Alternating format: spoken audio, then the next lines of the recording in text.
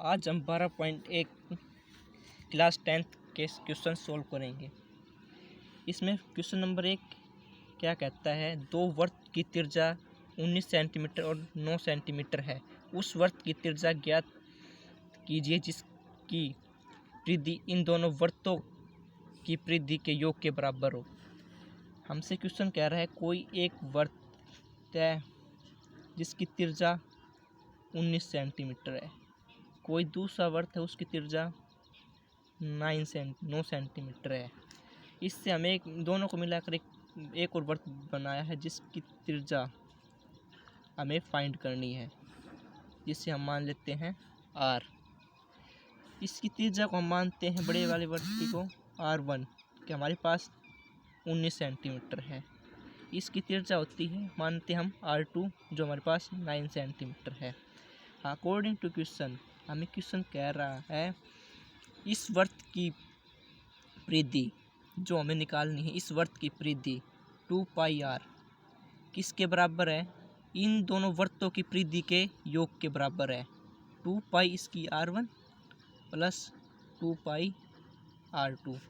यहाँ से हम 2πr, यहाँ से 2π हम कॉमन लेते हैं।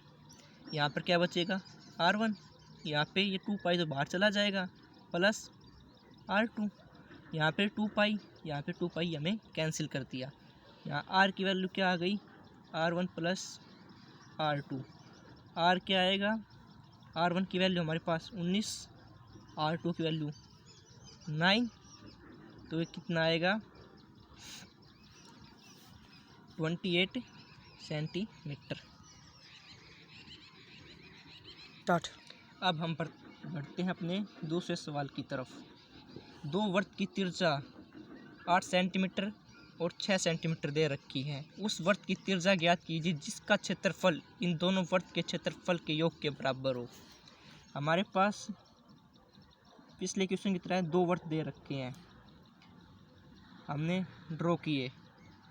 एक की त्रिज्या 8 सेंटीमीटर है, दूसरे वाले की 6 सेंटीमीटर है। कोई एक और वृत्त है जिसकी त्रिज्या हमने निकालनी है, इसको हम r मान लेते हैं। तो इसका क्षेत्रफल क्या होगा इस वृत्त का, पाई r1 स्क्वायर। इसकी त्रिज्या 8 को हम r1 मान लेते हैं और 6 को r2 मान लेते हैं। तो इसका क्षेत्रफल क्या होगा, पाई r2 स्क्वायर। और इसका क्षेत्रफल का formula pi r square. According to question हमें कह रहा है इसका क्षेत्रफल बड़े वाले वृत्त का क्षेत्रफल इन दोनों वृत्त के क्षेत्रफल के योग के बराबर है।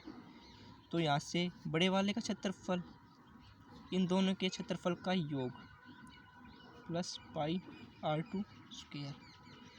यहाँ से हमें दिख रहा है पाई इन दोनों में कॉमन है, मैं यहाँ से पाई बाहर निकाल लेता हूँ। ये r1 r2 का स्क्वायर, पाई से पाई कैंसिल हो गया। r1 का स्क्वायर r2 का स्क्वायर r पावर 2। यहाँ से क्या होगा, r1 कितना है 8 हमारे पास, 8 का स्क्वायर। r2 कितना है हमारे पास 6 का स्क्वायर। r2 8 का स्क्वायर हम सब जानते हैं 64 होता है और 6 का 36। इन दोनों का योग हो जाएगा 100।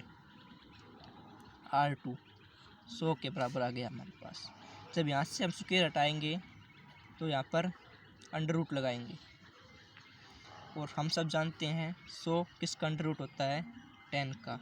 तो 10 सेंटीमीटर हमारे पास बड़े वाले वृत्त की त्रिज्या आ गई।